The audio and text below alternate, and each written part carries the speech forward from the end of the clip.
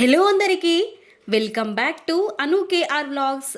నేను మీ అనురాధ. ఈ రోజటి రెసిపీ వచ్చేసి ఒకే ఒక్క కప్పు బియ్యం పిండితో చాలా రుచికరమైన స్నాక్ రెసిపీని అప్పటికప్పుడే ప్రిపేర్ చేసుకోవచ్చు. ఇలాంటి మరెన్నో రెసిపీస్ కోసం అను కేఆర్ వ్లాగ్స్ ఛానల్ని సబ్స్క్రైబ్ చేసుకోండి. చాలా టేస్టీగా ఉంటాయి. మనం ఈ రెసిపీని బ్రేక్ఫాస్ట్గా కానీ స్నాక్గా కానీ ప్రిపేర్ చేయొచ్చు. ముందుగా ఒక గిన్నెని పెట్టేసుకొని అందులోకి ఒక కప్పు వరకు బియ్యం పిండిని యాడ్ చేసుకోవాలి. ఒక చిన్న సైజ్ ఆనియన్ని తరుక్కొని తీసుకోవాలి. ఇప్పుడు ఇందులోకి వెల్లుల్లి, అల్లం తరుగుని వీలైనంత సన్నగా కట్ చేసుకొని యాడ్ చేసుకోవాలి. కొత్తిమీర, కరివేపాకుని కూడా కట్ చేసేసుకొని వేసేసుకోవాలి. ఇప్పుడు ఇందులోకి 1/2 టేబుల్ స్పూన్ వరకు పసుపు, రెడ్ చిల్లీ ఫ్లేక్స్ని యాడ్ చేసుకోవాలి. మీ దగ్గర రెడ్ చిల్లీ ఫ్లేక్స్ లేనట్టయితే మొత్తం కారాన్ని కూడా యాడ్ చేసుకోవచ్చు. రుచికి సరిపడ ఉప్పుని యాడ్ చేసేసుకొని మరుగుతున్న వాటర్ని ఇందులోకి యాడ్ చేయాలి. ఖచ్చితంగా వేడి వాటర్ని యాడ్ చేసుకుంటేనే మనకి ఈ రెసిపీ అనేది వస్తుంది, లేదంటే అస్సలు మనకి రాదు, ఎక్కడిదక్కడ విరిగిపోతూ ఉంటుంది.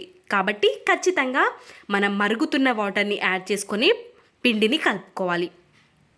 ఈ విధంగా కలుపుకున్న తర్వాత ఒక స్పూన్ వరకు కారాన్ని కూడా యాడ్ చేసేసుకొని, ఒక 1/2 టేబుల్ స్పూన్ వరకు జీలకర్రని కూడా యాడ్ చేసేసుకొని, మీకు ఇంకా కొంచెం సాల్ట్ తగ్గినట్టు అనిపిస్తే ఇంకొంచెం సాల్ట్ని కూడా యాడ్ చేసేసుకొని కలుపుకోవాలి.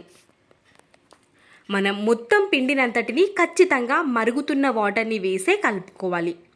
లేదంటే మనకి పిండిలో జిగురుతనం లేక అస్సలు ఈ స్నాక్ రెసిపీ అనేది రానే రాదు. కాబట్టి ఈ విధంగా మొత్తాన్ని ఈ కన్సిస్టెన్సీ వచ్చేంత వరకు కలుపుకోవాలి.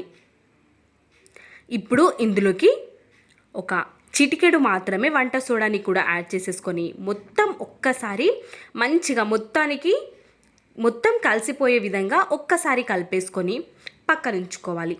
కన్సిస్టెన్సీ అనేది ఇక్కడ చూస్తున్నారా, ఈ విధంగా ఉండాలి. ఇప్పుడు స్టవ్ పైకి ఒక ప్యాన్ని పెట్టేసుకొని అందులోకి 4 to 5 టేబుల్ స్పూన్స్ వరకు ఆయిల్ని యాడ్ చేసుకోవాలి. మరి ఎక్కువ కూడా యాడ్ చేయకుండా ఒక 4 to 5 టేబుల్ స్పూన్స్ వేసుకుంటే సరిపోతుంది. ఆయిల్ వేడైన తర్వాత ఈ విధంగా గరిటె సహాయంతో ఒక గరిటె పిండిని ఈ విధంగా రౌండ్గా వేసేసుకోవాలి. ప్యాన్లో ఎన్నైతే పడతాయో ఆ విధంగా. నాకు ఇక్కడ 2 కంఫర్టబుల్ అనిపించింది కాబట్టి రెండింటిని వేసుకున్నాను. నగ వేసేసుకొని కొంచెం వేగిన తర్వాత టర్న్ చేసుకోవాలి. వేసిన వెంబడే మనం టర్న్ చేస్తే ప్యాన్కి అతుక్కపోయి తొందరగా రాదు. కాబట్టి అన్నింటినీ ఇదే విధంగా వేస్తూ మంచి కలర్ వచ్చిన తర్వాత తీసేసుకుంటే సరిపోతుంది.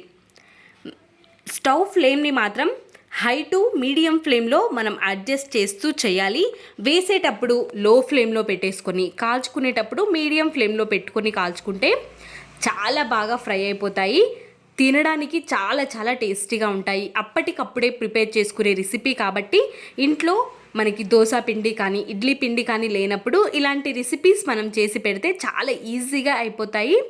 ఇంట్లో వాళ్ళు కూడా ఇష్టంగా తింటారు. కాబట్టి తప్పకుండా ఈ రెసిపీని ట్రై చేయండి. మీకు ఎలా కుదిరిందో మీ వాల్యుబుల్ ఫీడ్బ్యాక్ని కమెంట్ సెక్షన్లో నాతో షేర్ చేసుకోవడం అస్సలు మర్చిపోవద్దు. చూస్తున్నారా, లోపల కొంచెం సాఫ్ట్గా పైన క్రిస్పీగా చాలా టేస్టీగా ఉంటాయి.